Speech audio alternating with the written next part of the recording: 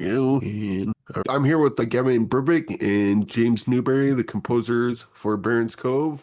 I guess we'll start off because you guys have done a bunch of music for various things. And is this your first time working together, or have you worked together before? Or how did you guys come together on this? We've worked together a few times before, and we've been like fans of each other's work for a while. We both went to NYU, where Evan also went to school. So we're all NYU alum. And James and I have connected through the professors, and James's wife was in the year right above me. We would see each other in school all the time. We just ended up collaborating on a few smaller projects. This is our first feature film together.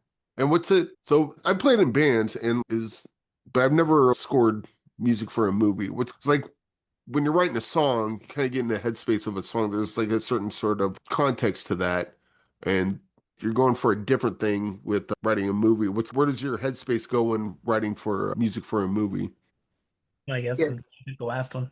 Yeah, I mean, it's similar in that if you're writing a song together, everyone can't do the same thing the whole time because it might get jumbled. But with this, it's very maybe someone starts off writing a part and then you send it to the next person and then they add on to it or give their thoughts or something like that. So a lot of it was someone would make the framework of a piece or just write a piece and then send it over and then the other person would give their thoughts and kind of change things or write on top of it, or maybe one of us would do one scene, one of us would do the other. So it's very, I'd imagine, the same as songwriting in that it changes from person to person and group to group. And but that's how we did it for this one.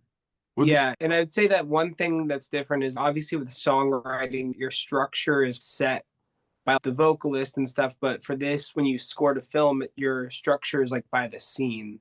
So it's like you work to the picture and that informs the music versus like kind of writing just for yourself or writing to like verse, pre chorus, chorus. There's kind of these set structures and songs, and then scores that there's no technical structure. The structure is dictated by the picture, if that makes sense.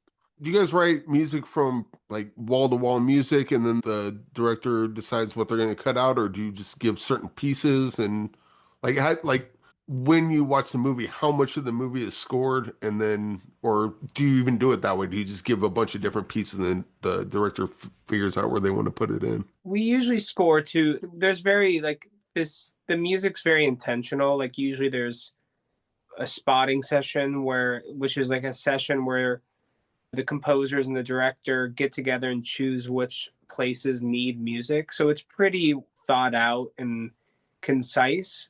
But there are cases of other composers and other directors that do write away from picture and they do just send the director tons of tracks. But for our case and for most traditional music for film, it's very like clearly thought out and we know where to right before we even start. Yeah. What's the ideal kind of situation that you guys have? Because I imagine you'd probably have some things where it just goes like way too quick. Got to come up with some, here's a jingle or whatever. And then other times where you got time to breathe and let the really work with whatever it is, work with the medium. We had a decent amount of time on this, but it just changes from project to project. Sometimes it's not even that you've been on the project for a certain amount of time. Sometimes it's things change and we're going to change up what we want here and we need it soon and you just write it as fast as you need to. We're both quite quick, but I don't think we were rushed on this really or anything like that. So this was probably like a very normal timeline of a film, and we were able to really plan out and spread everything the way that we wanted to. Yeah, I would say, yeah, totally. Have you guys ever had any situations where maybe you get hired to do something? I don't know. I'm just like, what do you do if the inspiration isn't there? Because like when you write a song, you can write a song for whatever it is you're feeling. But when you're doing music for a movie or short or something, it has to fit that. What happens if you don't like have the juice or whatever to pull that off? Like, how do you force that out? I think we both have like default stuff like in our toolbox that can just work for certain scenes. So I think we'll no, regardless of whether we're inspired or not, we can write like professional quality music that would work for the scene. I think like no matter what, we won't like have writer's block or anything. We'll be able to write something. It just might not be like our best piece of music, but it could work for the scene. And this happens all the time, especially when everything's under a deadline.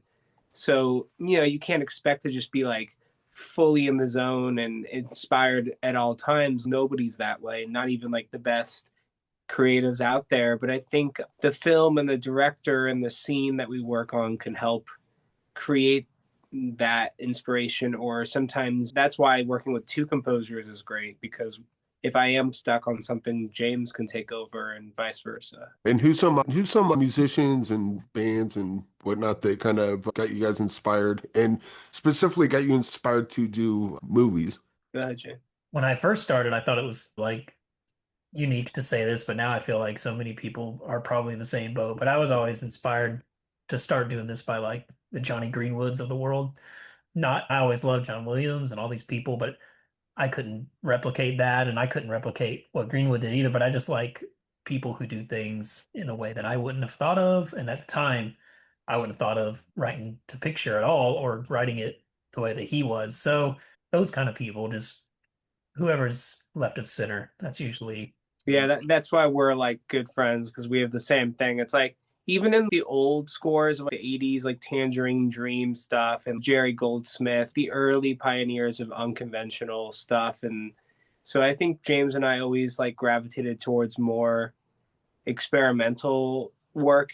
And just because that's also the kind of, we both studied music in a conservatory prior to film scoring. And I think when you are in the academic music world, it's very left of center to the point where it wouldn't work in a movie. But if you like meet in the middle, there's a lot of exciting stuff going on there. So I think we're just looking for stuff that surprises us and feels a bit unconventional.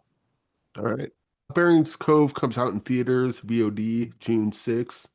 And I just want to get one final recommendation from each of you. I don't know if you guys are film nerds, I imagine so, but if you guys have a movie that's either personal to you or a movie that you think that not enough people watch. You know what movie I just rewatched was Stanley Kubrick's The Killing, which is like the most bonkers movie. I can't even imagine what people in the 50s were thinking when they saw that. And I also think Michael Mann's Manhunter, maybe tie between those two. Those are good ones. Front Glove is a big one for me. Oh yeah, me too. That's a good one. That's a great one. That's one I'll throw out. All right. James, Gavin, thanks for joining me and congratulations on Barron's Cove. I really enjoyed the movie and hope it does well. Thanks, Eric.